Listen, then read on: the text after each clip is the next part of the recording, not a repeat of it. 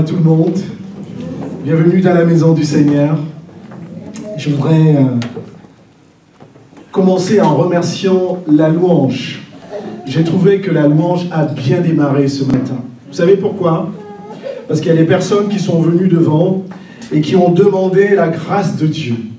Et qui se sont dit, en dehors des médecins, en dehors de tous ceux qui sont autour de moi, il y a quelqu'un dont j'ai besoin qui s'appelle Dieu, qui peut être mon secours. Et ce matin, je veux vous parler du Dieu de miracles. Et le titre du message est précisément « Veux-tu vivre les miracles de Dieu ?» Est-ce qu'on peut se tenir debout? Et nous allons commencer par la prière. Seigneur, Dieu Tout-Puissant, nous te rendons grâce. Nous te bénissons ce matin. Seigneur, nous sommes là parce que nous n'avons aucun autre Dieu que toi. Merci Seigneur pour ta grâce. Merci pour la foi que tu as déposée dans nos cœurs. Merci pour la confiance, Seigneur, que nous avons en toi. Tu as dit, Seigneur, que ceux qui mettront leur confiance en toi ne seront point dans la confusion. Je te bénis, Seigneur, parce que chaque jour, tu nous fais manifester la foi, Seigneur, dans notre marche. Merci, Seigneur, pour ta grâce. Merci pour ta parole ce matin. Nous nous remettons entre tes mains, Seigneur. Et aussi, Seigneur, nous te prions de tout conduire par ton Saint-Esprit, par le nom puissant du Seigneur Jésus-Christ. Amen. Vous pouvez vous asseoir. Donc, c'est vivre les miracles de Dieu. Et nous allons commencer par, évidemment, la parole de Dieu. Nous allons lire quelques versets qui seront affichés. C'est Jésus-Christ qui nous disait ceci dans Jean 14, verset 12. « En vérité, je vous le dis, celui qui croit en moi fera aussi quoi? Les œuvres que j'ai faites. Mais en plus, il en fera des œuvres plus grandes. Parce que je m'en vais au Père, et tout ce que vous demanderez à mon nom, je le ferai, afin que le Père soit glorifié dans le Fils. » Retenez bien ça. Dieu fait les miracles, non pas pour nous impressionner, mais pour que son nom soit glorifié à travers le Seigneur Jésus-Christ. Deuxième passage, c'est « Voici les miracles qui accompagneront ceux qui auront cru à mon nom. » Est-ce qu'il y en a qui ont cru au nom du Seigneur ce matin? Est-ce qu'il y en a qui ont cru au nom du Seigneur ce matin? Et la Bible nous dit ceci, « En mon nom, ils feront quoi? Ils chasseront les démons. En mon nom, ils parleront de nouvelles langues. Ils saisiront des serpents. S'ils boivent quelques breuvages mortels, il ne fera point de mal. Ils imposeront les mains aux malades et les malades seront, comment? Seront guéris. » Troisième passage. « Mais vous recevrez, c'est Jésus-Christ, une puissance, le Saint-Esprit survenant sur vous. Et vous serez mes témoins où? À Jérusalem, dans toute la Judée, dans la Samarie et jusqu'aux extrémités de la terre. » Ça, c'est la promesse de Jésus qui a été faite à ses apôtres. Et nous allons voir que grâce au Saint-Esprit qu'ils avaient en eux, parce qu'ils avaient été baptisés du Saint-Esprit, la parole de Dieu s'est répandue dans tout le monde entier. Et aujourd'hui, ce matin, vous êtes amorçants parce que la parole de Dieu a touché vos cœurs. Grâce à l'œuvre du Saint-Esprit qui a traversé les temps, qui a traversé les hommes. Et grâce au Saint-Esprit, aujourd'hui, au baptême du Saint-Esprit, qu'ont bénéficié les apôtres, ce matin, nous sommes là. Alléluia. Je ne peux pas me passer de faire ce témoignage. Vous savez, il y a quelque temps, nous avons reçu Jesus Revolution. Et pour ceux qui étaient là, il y a eu des enseignements. Je vais faire un témoignage qui n'a pas été partagé parce qu'on n'avait pas eu le temps. C'est un témoignage de miracle qui s'est passé. Et vous savez, Dieu nous a préparés. Les miracles arrivent aussi par la parole de Dieu. Parce que la foi arrive par la parole de Dieu. Parce que nous entendons. Et ensuite, ce samedi, on avait plusieurs temps d'évangélisation. Et dans le matin, nous sommes allés évangéliser. Et en rentrant, je ne sais pas pour ceux qui se souviennent, ceux qui étaient avec moi, on était dans la cour. Et tout d'un coup, on voit les deux sœurs de Jesus Revolution qui traversent la route et qui vont à la Rébus. Vous voyez, il y a la Rébus en face. Et là, au niveau de la Rébus, il y avait 3 jeunes qui attendaient. Parmi ces jeunes-là, il y avait un qui avait une béquille. Et donc, qui avait, j'ai compris après dans le témoignage, qui était handicapé de pied. Et donc, je pense avec le frère Chris Régis dans le jardin, et les sœurs ont prié pour... on voyait de loin que les sœurs lui ont posé les mains. Et on a entendu un cri « Wow !» C'est vraiment ce cri. Et donc nos regards se sont retournés là. Et ce que Dieu venait de faire, Dieu venait de guérir ce jeune homme. Dieu venait de le délivrer de son handicap. Et je peux vous dire, en fait, le bus est arrivé, ça s'est passé tellement vite. Il était là au bon moment. Notre Dieu, le Dieu de compassion, je vous en parle, c'est le Dieu des miracles. Alléluia. Nous sommes là ce matin parce que nous avons mis notre confiance en un grand Dieu. Et vraiment, ce témoignage-là m'a vraiment marqué parce que, vous savez, il y a beaucoup, même dans le monde évangélique, ça va vous surprendre, hein, il y a beaucoup de chrétiens qui ne croient plus que les miracles se passent encore, que Dieu des miracles est encore présent. Et je vous dis, c'est n'importe quoi. Comment je trouve que c'est tellement triste de croire en un Dieu, c'est tellement triste de suivre un Dieu, sans savoir qu'il peut te guérir, sans savoir qu'il peut te secourir. C'est tellement triste d'avoir une vie chrétienne, sans savoir que Dieu peut faire ce que les hommes ne peuvent pas faire. Et c'est ce Dieu que je veux rappeler ce matin, mes bien-aimés, à toi personnellement, qu'il est le Dieu de miracles. Il n'a point changé. La parole de Dieu nous dit qu'en lui, il n'y a aucun nombre de variations. C'est-à-dire que celui qui a déployé tous les miracles, depuis Noé, depuis Abraham, depuis Élie, c'est le même Dieu qui existe aujourd'hui. Et nous voulons le dire fort. Alléluia. Parce que Dieu est le Dieu de miracles. Et donc nous allons aller plus loin. En fait, je vous en parle pourquoi ce matin? Pour deux raisons. Il y a des chrétiens, en fait, dans leur vie, et parfois ça m'est aussi certainement arrivé. En fait, on attend de Dieu un tout petit peu de ça. On dit, oui Seigneur, tu peux me guérir. Tu peux me trouver un travail. Tu peux me trouver un conjoint. Mais Dieu veut aller au-delà de ça. Parce qu'il est le grand Dieu des miracles. Jésus-Christ a dit que vous ferez des choses plus grandes que moi. Et quand je vois tout ce que Jésus-Christ a réalisé, je me dis, mais Seigneur, qu'est-ce que je peux faire de plus grand encore? Mais c'est la promesse que nous allons voir, que Jésus a donnée. Tu peux faire des choses beaucoup plus grandes. Donc au-delà de nos prières alimentaires, au-delà de nos prières de survie, nous pouvons vivre un Dieu de miracles. Un Dieu qui peut faire ce que l'homme ne peut pas faire. Et pourquoi je vous en parle encore aujourd'hui? C'est parce que il y a certains chrétiens, en fait, nous vivons, et j'en ai aussi fait partie. Vous savez, les premiers disciples, ils étaient zélés, non pas parce qu'ils avaient reçu le baptême du Saint-Esprit, mais parce que dans leur vie de tous les jours, ils vivaient les miracles de Dieu. Pierre et Jean, devant le temple, cette histoire que vous connaissez, devant l'homme boiteux, qu'est-ce qu'il a dit? Je n'ai rien à te donner, mais au nom de Jésus-Christ, lève-toi et marche. Alléluia. Et vous voyez que les apôtres ont été zélés, ils étaient encouragés, ils vivaient en fait les miracles de Dieu. Et c'est comme ça qu'ils avaient la conviction que le Dieu des miracles était avec eux. Nous voyons un Pierre qui, devant 3000 personnes, lève sa voix et parle de toute l'histoire du salut et de la compassion de notre Dieu. Résultat, 3000 âmes sont sauvées. Et je m'adresse à tous ceux qui font l'évangélisation, c'est-à-dire nous tous, pas simplement au groupe d'évangélisation. Est-ce qu'on croit qu'un Dieu des miracles existe encore? Est-ce qu'on croit que par son Saint-Esprit, lorsque tu ouvres ta bouche devant quelqu'un qui ne connaît pas le Seigneur, même si tu es devant un stade, est-ce que tu crois que Dieu des miracles peut agir et changer complètement la vie de ceux qui entendent le message de l'Évangile? Est-ce que nous le croyons ce matin? Et j'en parle ce matin aussi pour nous encourager. En fait, mon objectif, c'est de nous encourager que Dieu, sous le fait que Dieu n'a pas changé, qu'il est le même. Et je t'encourage personnellement, pour voir les miracles de Dieu, tu as besoin de mettre ta foi en action.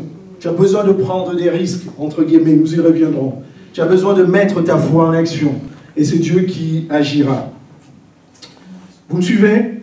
On va commencer peut-être par comprendre c'est quoi un miracle. Et donc, je me suis amusé à regarder, parfois c'est bien toujours de revenir sur les définitions du dictionnaire. Nous dit ceci: fait extraordinaire où l'on croit reconnaître une intervention divine. Ça, c'était monsieur Larousse. Et quand j'ai lu ça, je me suis dit, mais vraiment, c'est un peu faible hein, comme définition. Je dirais même que c'est rempli de beaucoup d'incrédulité. Permettez-moi de refaire la définition de miracle. C'est un fait extraordinaire qui ne peut être accompli que par Dieu et que par Dieu lui seul. Alléluia. Dites-moi amen ce matin. Amen. Que par Dieu et par Dieu lui seul. Extraordinaire, c'est-à-dire qui sort de l'ordinaire, qui sort de ce que tu vois. Quand tu te réveilles le matin, tu respires, tu vois les voitures, tout ça, tu vois les voitures circuler, tu vois les oiseaux chanter, tout ça c'est naturel. Un miracle c'est quelque chose d'extraordinaire, que la science ne peut pas accomplir, que la science ne peut pas expliquer, que les hommes ne peuvent pas non plus réaliser. Des choses qui sont accomplies que par notre Dieu. Ce matin, nous devons avoir la foi sur ces choses, quand on parle des miracles, mes bien-aimés. Parce que Dieu va te pousser à marcher dans une foi de miracle aussi. Et ce matin, je vous parle de miracle, non pas parce que c'est la chose la plus importante de notre vie. Non, la chose la plus importante, c'est d'aimer Jésus-Christ. C'est de donner notre vie totalement au Seigneur Jésus-Christ et d'avoir la foi quand Jésus-Christ reviendra. Mais en même temps, les miracles sont aussi là pour attester de la véracité de la parole de Dieu. Pour dire que ce que tu as dans ta Bible est vrai. Pour attester de la gloire de Dieu. C'est pour ça que j'en parle ce matin. Les miracles ne sont pas une fin à soi. Et d'ailleurs, Jésus-Christ pouvait dire que ceux qui ne s'attendent qu'aux miracles, en fait, ils se trompent totalement. Et donc, je ne voudrais pas que votre esprit, que votre entendement ce matin soit focalisé sur les miracles, mais sur le simple fait qu'on a un Dieu fidèle, qui existe encore, et qui est le Dieu des miracles. Alléluia. Et depuis la création, mes bien-aimés, lorsque vous lisez la Bible, on se rend compte qu'il y a un Dieu qui a toujours... qui n'a pas cessé de faire des miracles. La Bible nous dit dans Genèse, Dieu a dit que la lumière soit et la lumière fut. Avant, il n'y avait rien. La Bible nous dit que il n'y avait rien en fait. Vous voyez, ce Dieu des miracles, c'est un Dieu qui a pu accomplir ce que les hommes n'ont pas pu accomplir. De par sa parole, il a créé la terre. Il a créé les hommes, il a créé les animaux, il a créé ainsi de suite. Et nous voyons que depuis son histoire, Dieu ne cesse pas d'accomplir des miracles. Je vous en parle quand on dit Dieu ne change pas. C'est ce que ça signifie. Nous voyons qu'il y a plusieurs miracles, vous les connaissez. La Bible nous dit d'ailleurs qu'il est celui en effet qui il appelle à l'existence ce qui n'existe pas. Donc c'est-à-dire que quand tu t'attends à ton Dieu, à une maladie qui est peut-être qualifiée d'incurable par les médecins, par quelque chose qui n'existe pas, tu cherches un travail qui n'existe pas, tu veux prier pour un malade, tu pries pour ton enfant qui n'a pas reçu la foi. Ce à quoi tu t'attends n'existe pas. Mais Dieu est celui qui appelle à l'existence ce qui n'existe pas. Et quand tu fais appel à ton Dieu de miracle, tu dois savoir que tu pries vis-à-vis de celui-là. Amen. Dieu a fait plein de miracles. Quels sont ceux qui peuvent en partager dans l'Ancien Testament? Qu'est-ce qu'il a fait? Oui, mon frère. Dieu a fait beaucoup de miracles à travers Noé. Nous avons oui, il a ouvert la mer Rouge pour que ses enfants passent. Dieu n'a pas cessé d'accomplir des miracles. On connaît toutes les histoires d'Élie, d'Élisée, etc. Pardon? Oui, ça c'est Jésus-Christ. On va en parler. Il a fermé la porte de l'arche. En effet, on a un Dieu qui est le Dieu des miracles. Et je peux, en fait, d'abord revenir sur pourquoi Dieu fait les miracles. Je vais demander à la sœur d'appuyer, s'il te plaît. C'est important de comprendre ça, c'est tout petit, mais on va le lire. En fait, Dieu fait des miracles, non pas simplement pour faire des miracles, parce que c'est bien de faire des miracles. La première chose, il dit, c'est attester sa présence, sa fidélité, sa puissance. La parole de Dieu nous dit quoi? Dieu a appuyé leur témoignage. Il parlait des premiers apôtres, en fait, qui ont vécu tous ces miracles, par des signes, des prodiges et divers miracles, prouvant que Dieu était là, confirmant que la promesse de Jésus-Christ se réalisait. Acte 2, 22, nous voyons que c'est Pierre qui parlait. Jésus il évoquait Jésus. Jésus de Nazareth, cet homme à qui Dieu a rendu témoignage devant vous par les miracles et les prodiges. Pierre était en train de s'adresser à toute la foule, juste après la Pentecôte. Il disait que tous ces miracles-là ont été faits pour glorifier le nom de Jésus-Christ. C'est important de savoir ça, mes bien-aimés. Si on ne comprend pas ce que c'est qu'un miracle, on ne va pas vivre des miracles. Le miracle nous intervient autour de nous parce que d'abord, la gloire de Dieu et la gloire de Jésus doivent être révélées. Amen. Deuxième passage, deuxième raison, c'est pour glorifier son nom et le nom de Jésus-Christ.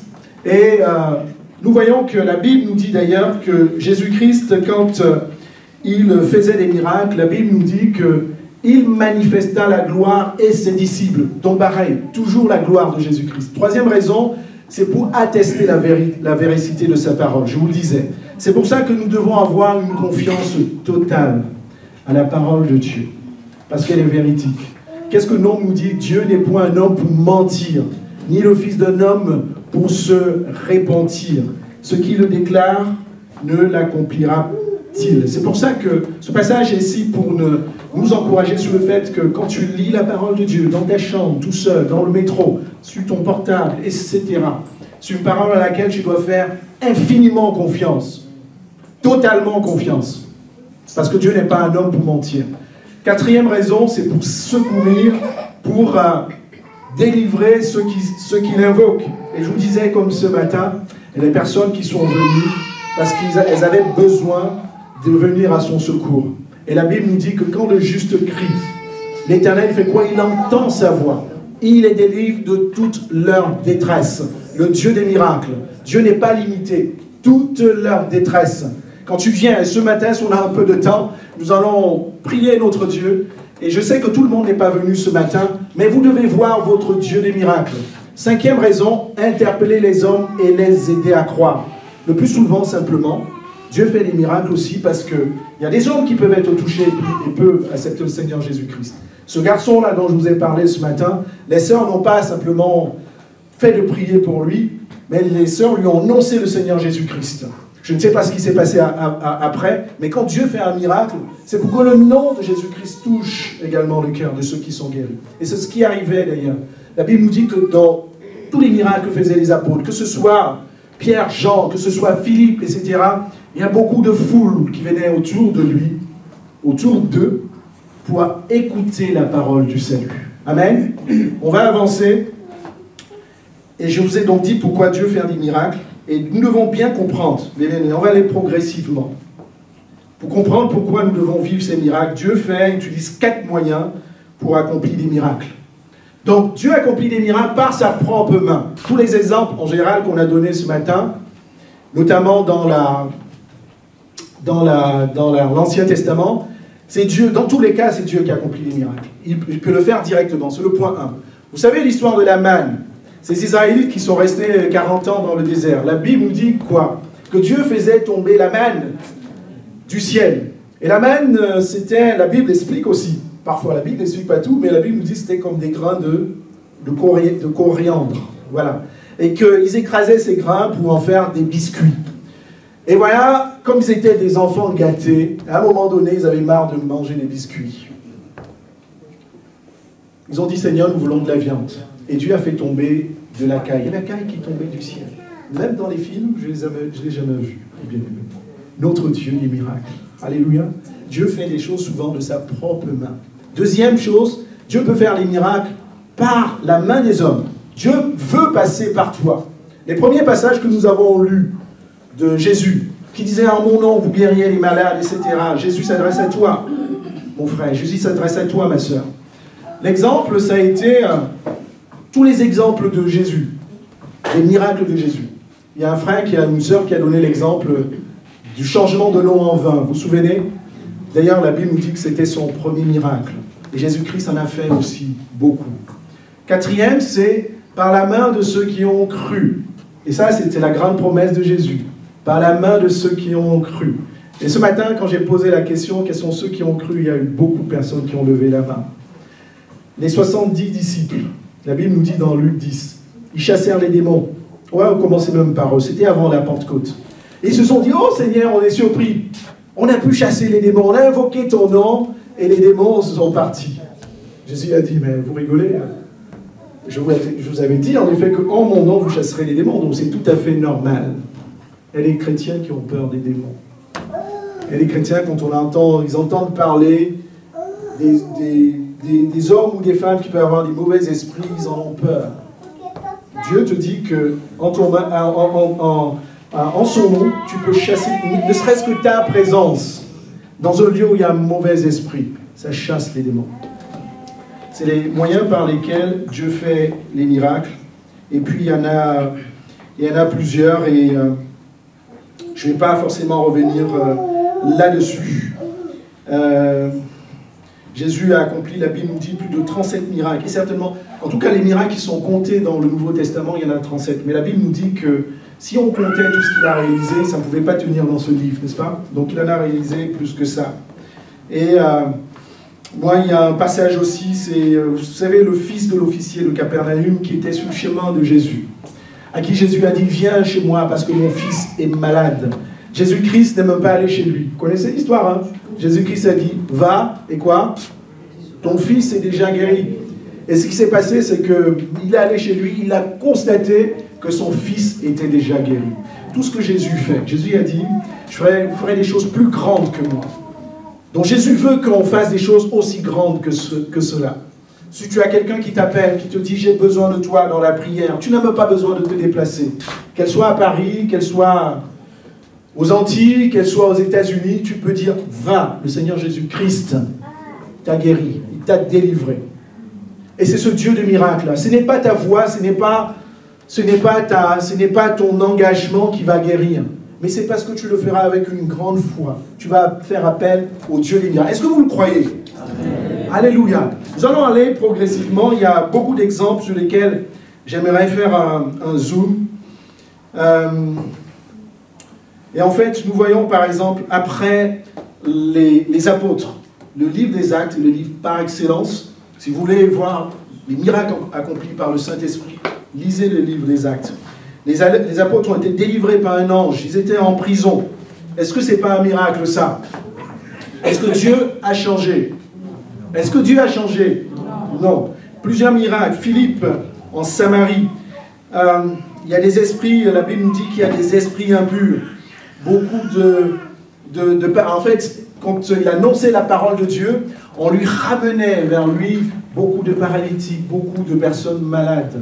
Et ces personnes étaient guéries. Et Dieu veut que toi, ma soeur, que toi, mon frère aussi, c'est que tu sois un de ces Philippe-là, à qui on ramène des personnes qui ont besoin d'être délivrées, des personnes qui ont besoin d'être guéries. Parce qu'on a entendu que toi, dans ta vie, Noël, dans ta vie, on a entendu qu'il y a un homme qui, à la foi en Jésus-Christ, et qui vit les miracles de Dieu. Alors on enverra les personnes vers toi, en disant, allez voir Noël. On enverra les personnes vers toi, en disant, allez voir Elvis. Pas parce que Elvis est le plus puissant, mais parce que Elvis croit qu'il y a le Dieu des miracles. Cette histoire que je raconte, ça doit être mon histoire, ça doit être ton histoire, mon frère. Ça doit être ton histoire, ma soeur. Donc beaucoup d'exemples. Voici les miracles qui accompagneront ceux qui auront cru. Et donc, si on s'arrête sur ce passage-là, j'ai envie de vous poser une question. Si on reprend le premier verset, ceux qui auront cru. Est-ce qu'on a dit, voici les miracles qui accompagneront les pasteurs? Est-ce qu'on a dit, voici les miracles qui accompagneront les chrétiens de la France? Ceux qui auront cru. Autre chose, on dit, qu'est-ce qui les accompagneront? Est-ce qu'on a dit que ce qui va t'accompagner, ce sont les bénédictions? Que ce qui va t'accompagner, c'est je ne sais pas quoi. Ce qui va nous accompagner, ce sont les miracles. Alléluia. Selon la volonté de Dieu. Autre chose, la Bible nous dit que ça sera au nom de Jésus. Au nom de Jésus, parce que toute autorité lui est soumise. Et quand tu invoques le nom de Jésus-Christ, sache qu'il a un nom au-dessus de toute autorité, de toute principauté, comme nous disait Paul aux Corinthiens. Et c'est pour ça que tu peux invoquer son nom. En fait, les personnes sont délivrées parce que Jésus-Christ, il est le commandant des esprits méchants, des autorités, des principautés, tel que la Bible nous le dit. Ils chasseront les démons. Et ça, j'en ai parlé déjà tout à l'heure. Ils parleront des nouvelles langues. Les nouvelles langues, en fait, comprenons bien la parole de Dieu, c'est les conséquences du baptême du Saint-Esprit. Bien qu'il y a des exemples dans la Bible où il y en a qui ont parlé en langue même sans être baptisés d'eau. Le Seigneur, il peut tout faire, n'est-ce pas? Parce qu'il est souverain. Et je vous en parle parce que j'en parle surtout à tous ceux qui évangélisent, c'est-à-dire toute l'Église, que nous ne pouvons pas évangéliser sans être baptisés du Saint-Esprit. Nous devons bénéficier de la puissance du Saint-Esprit. On va en parler tout à l'heure. Et donc, parler de nouvelles langues, je vous disais, c'est les conséquences du Saint-Esprit. Saisir des serpents, c'est-à-dire que tu dois défier les forces de la nature. Beaucoup d'hommes de Dieu l'ont fait. Peut-être que vous aussi ce matin, vous l'avez déjà fait. Paul a saisi un serpent. Rien ne lui est arrivé. Tu peux commander les forces de la nature. Rien ne peut... En tout cas, tu es au-dessus de ça. Tu n'as pas besoin simplement de prier contre le vent et la tempête quand tu prépares un bon barbecue. Il pleut. Et tu dis, Seigneur, ta grâce. Hein, ça nous est arrivé, hein, non, entre nous, là. Si on redescend un peu, ça nous est arrivé. On prie simplement parce qu'on veut faire un barbecue. Mais au-delà de ça, sachant que je vous amène vraiment à comprendre que ce que Jésus-Christ nous a transmis, c'est la puissance sur un certain nombre de choses, et dont les forces de la nature. Tu peux arrêter une pluie. Qu'est-ce qu'il a fait dans la Bible? Élie. Oui, donc la prochaine fois que tu vas prier pour ton barbecue, sache que tu invoques un Dieu qui a la force sur la nature. Donc on continue. Échapper au breuvage mortel. Vous savez, j'ai un cousin qui m'a raconté il y a quelques années, son épouse, ils avaient des difficultés. Ça peut arriver dans un couple. Sauf que là, on était vraiment dans un contexte assez particulier et tristement particulier. Je vous expliquerai. Pendant des semaines, sa femme a essayé de l'empoisonner. Vraiment tel que je vous raconte. Il vit au Canada.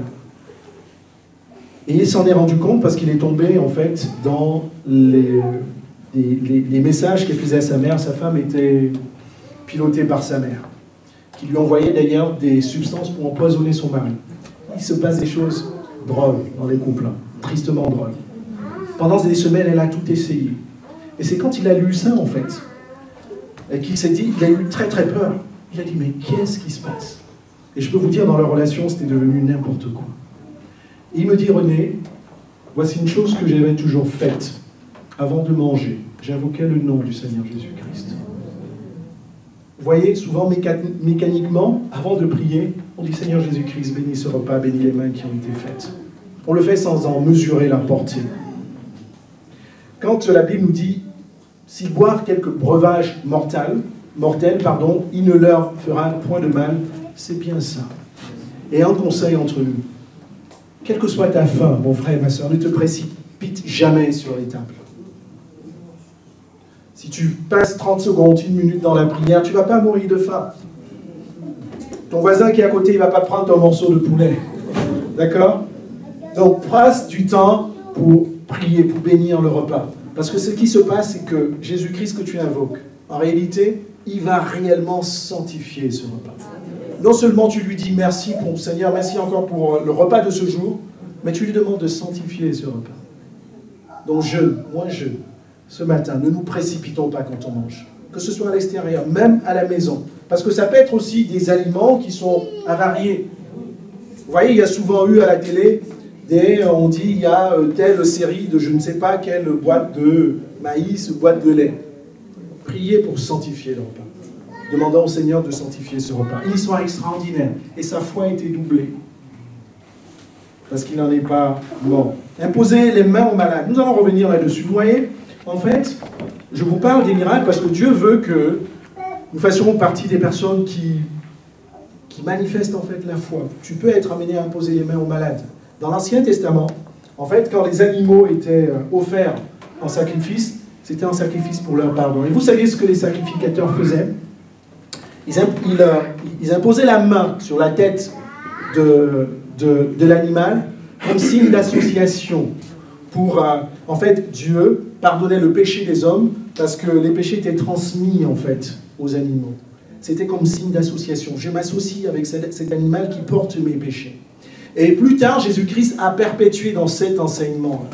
Jésus-Christ n'a pas toujours guéri par l'imposition des mains. Je vous ai donné des exemples tout à l'heure. Mais quand on impose, comprenons bien les choses de Dieu pour voir son miracle. Lorsqu'on impose les mains aux malades, en fait, ce que tu t'associes avec sa douleur. Comme Jésus-Christ, il était rempli de compassion.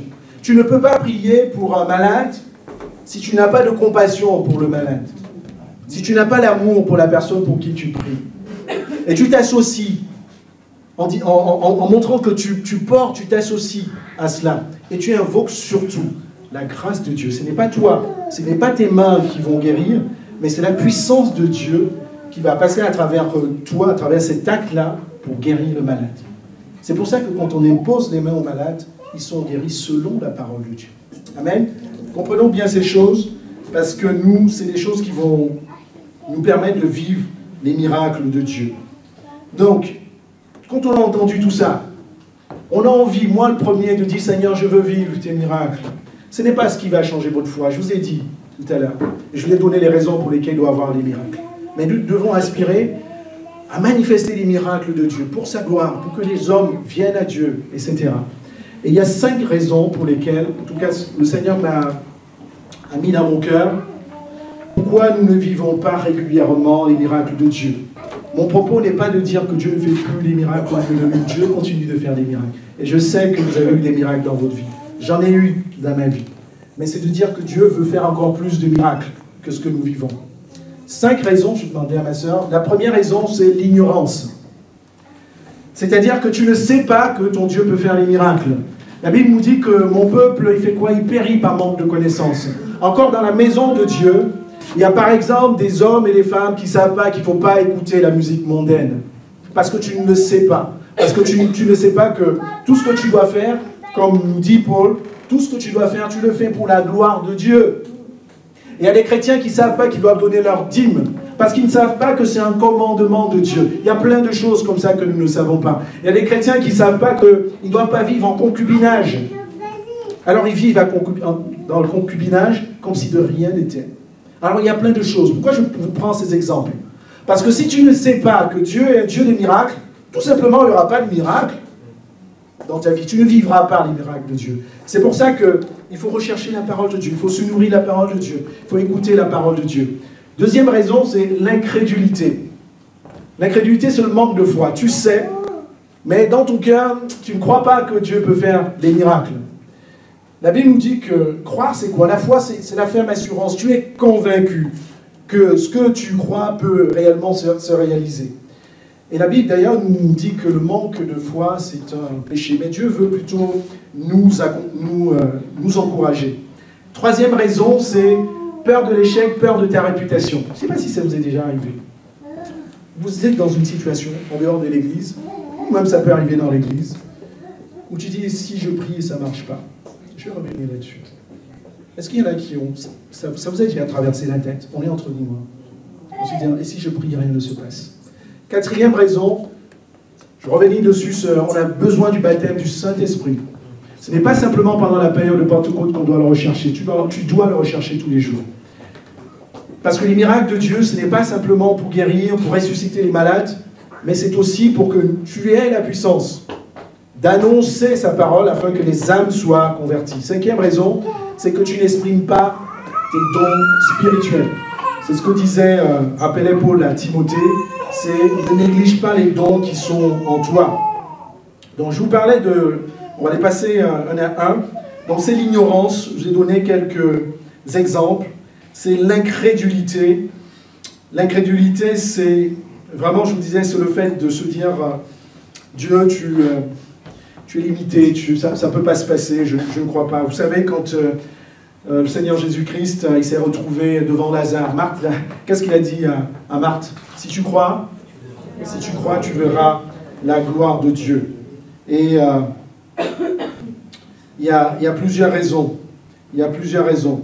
Et c'est pour ça que, dans le domaine des miracles, la foi est également importante. Tu ne dois pas avoir la foi uniquement pour les miracles, bien sûr. Ton cœur et ta vie doivent être une vie de foi, de grande foi. Quand tu pries ton Dieu, prie avec une grande foi, quel que soit ce que tu fais. Quand tu loues ton Dieu, que ce soit le dimanche, loue avec une grande foi. Amen. Quand tu intercèdes, intercéder c'est prier pour les autres, prier pour les pays. Fais-le avec une grande foi. Dans tout ce que tu dois faire dans ta vie, fais-le avec une foi extraordinaire, une grande foi.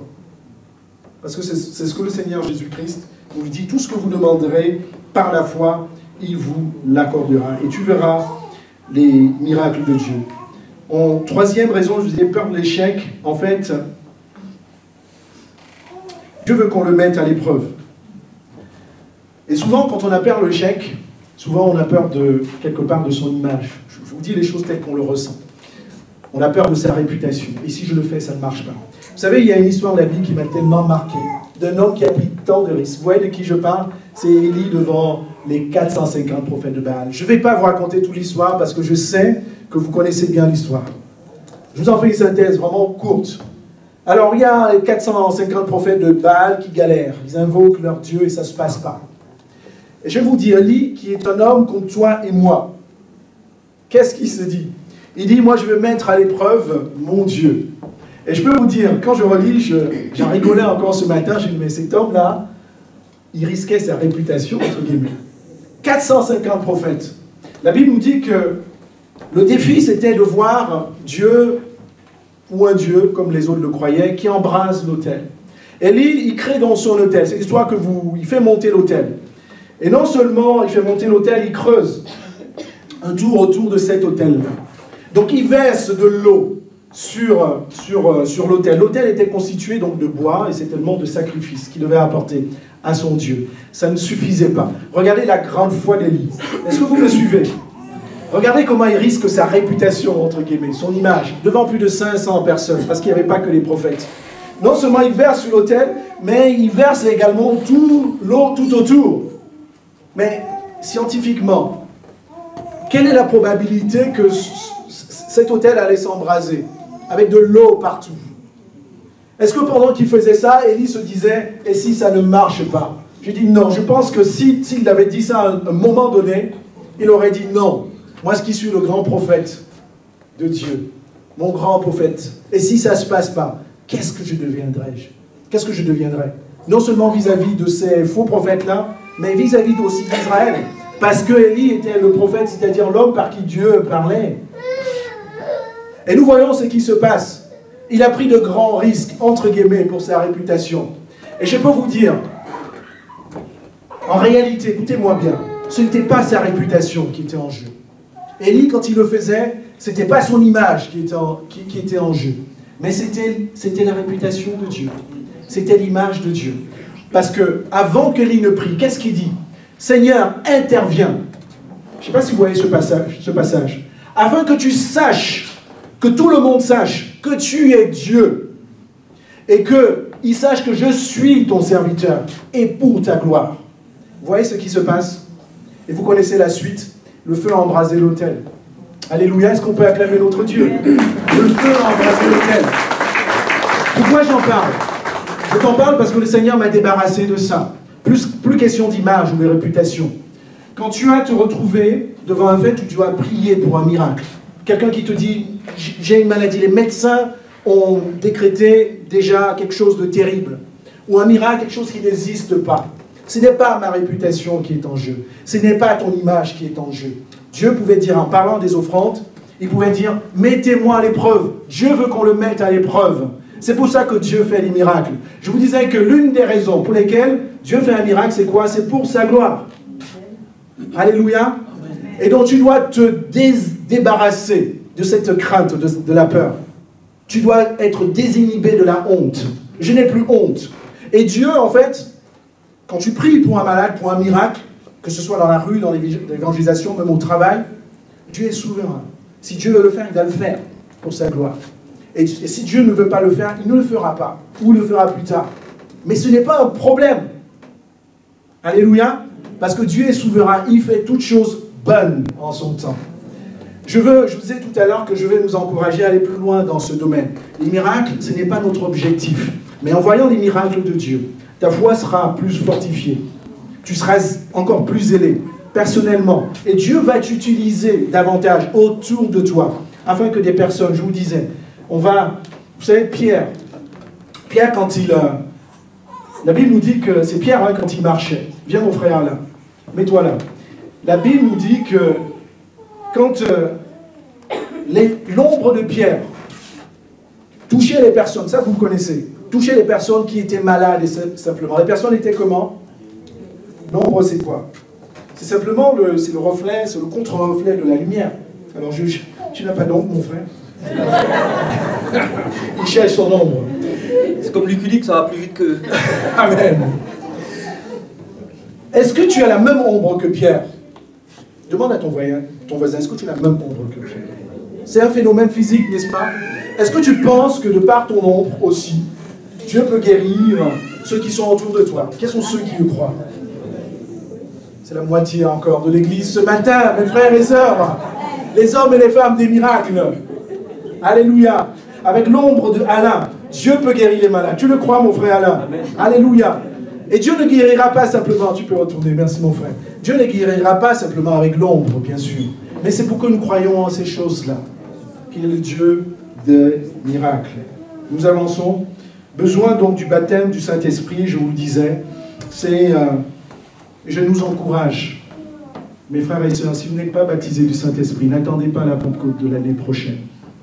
Voyez votre pasteur, vos frères, et, disons l'équipe pastorale, j'ai besoin d'être baptisé du Saint-Esprit. Recherchez ces choses-là. C'est une promesse de Dieu pour toutes nos générations, pour nos enfants, pour nos fils à venir. Ce n'est pas simplement une promesse pour faire bien, mais c'est une promesse pour que nous ayons la puissance du Saint-Esprit, pour que nous puissions évangéliser, témoigner avec puissance. C'est aussi ça le miracle. C'est aussi ça le miracle. C'est apporter la parole de Dieu aux hommes et les femmes incrédules et voir que les hommes et les femmes sont totalement changés par la grâce de Dieu. Et je vais vous parler de la 5e raison aussi, c'est que tu n'exprimes pas les dons spirituels. Je pense que quand l'apôtre Paul disait « ne néglige pas les dons », quand il disait à Timothée, il disait à juste titre. Les dons spirituels, il y a beaucoup de choses en fait, mes bien-aimés, je parle avec mon cœur. Avec beaucoup de foi ce matin, que nous connaissons, mais que nous ne mettons pas forcément en pratique. Et ce matin, je nous encourage, on parle des miracles. Les dons spirituels sont distribués gracieusement par le Saint-Esprit. Et les dons spirituels, le Saint-Esprit les donne pour édifier l'Église. C'est pour ça qu'il y a les prophéties, pour s'édifier soi-même. C'est pour ça que vous parlez en langue. Pour également toucher le monde. C'est pour ça qu'il y a des dons de connaissance, il y a des dons de révélation. Ça m'est arrivé de parler, et certainement vous aussi, de la vie de quelqu'un qui ne connaît pas le Seigneur. Mais à travers cela, la personne est tellement marquée en se disant « mais cet homme qui ne connaît pas ma vie, comment ça se fait ?»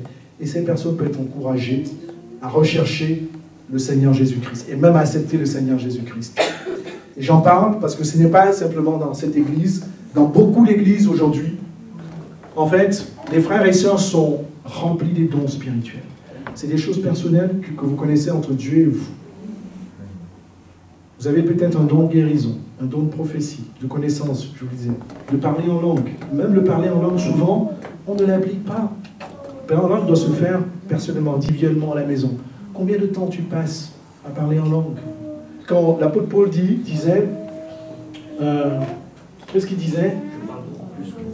Voilà, je parle beaucoup plus en langue que vous. Je loue le Seigneur parce que je parle plus en langue que vous, quelque chose comme ça. C'est pas qu'il s'enorgueillissait, mais parce que l'apôtre Paul, quand chez lui, il parlait en langue, sa foi était fortifiée. Vous connaissez toutes les épreuves qu'il a eues, tous les combats que l'apôtre Paul a. Combien de fois il avait besoin d'être fortifié? Et je t'encourage, peut-être que tu traverses une épreuve. Souvent, on est affecté mentalement, psychologiquement aussi. Et pendant ces moments-là, prie en langue chez toi. Passe du temps à prier en langue. La Bible nous dit que quand tu pries, tu fais quoi? L'Esprit vient au secours de notre faiblesse. Et même quand tu ne trouves pas des mots en ta langue, en français ou dans d'autres langues, parle en langue, tu trouveras des mots et tu seras fortifié. Et donc, je vous en parlais aussi pourquoi? Parce que on ne voit pas les miracles de Dieu parce qu'on n'exprime pas les dons. Dans l'église de Dieu, nous n'exprimons pas nos dons, nous n'exprimons pas suffisamment les dons. Et donc, c'est un encouragement que je vous fais, mes bien-aimés. Si tu as reçu ces dons-là, exprime-les à l'église, exprime-les aussi dans ta famille. Tu peux, la Bible nous dit, il y a aussi des dons de guérison. Si tu sais que c'est ton don, et que dans ta famille, tes amis, quelqu'un vient dire, je suis malade, j'ai besoin d'aide, étends ta main, explique-lui pourquoi tu le fais, et prie, exprime ton don. Ton don, ce n'est pas ta puissance, c'est la puissance du Saint-Esprit. Amen. Et donc, c'est pour ça que nous ne voyons pas les miracles autour de nous. Et les premiers apôtres, je vais vous parler de ces premiers... J'aime beaucoup les livres des Actes, comme certains d'entre vous, parce qu'on voit la promesse de Jésus, on voit la puissance du Saint-Esprit, on voit l'accomplissement de cela. Et Dieu veut que ça continue de se passer ainsi. C'est... dans les premiers apôtres, ils exprimaient leurs dons. Hein, vous connaissez toute l'histoire de Pierre. Pierre a guéri le paralytique. Il était couché sur son lit. Si Pierre ne savait pas qu'il avait ce don de guérison, il allait passer à côté. Aîné, vous vous souvenez de l'histoire? Je vous en parle parce que c'est une occasion pour lui d'exprimer son don. Et je nous encourage ce matin à le faire. Il y a beaucoup d'exemples. Paul qui avait également le don de discernement à plusieurs reprises, parce qu'il y avait la puissance de Dieu qui l'accompagnait, le diable n'aimait pas ça. Il y avait des mauvais esprits autour de lui. À un moment donné, vous savez, parfois il y a eu une fois un magicien autour de lui. Le discernement. Il s'est disposé, l'apôtre Paul, à être rempli du Saint-Esprit. Et Dieu a révélé qu'il y avait un mauvais esprit autour de lui.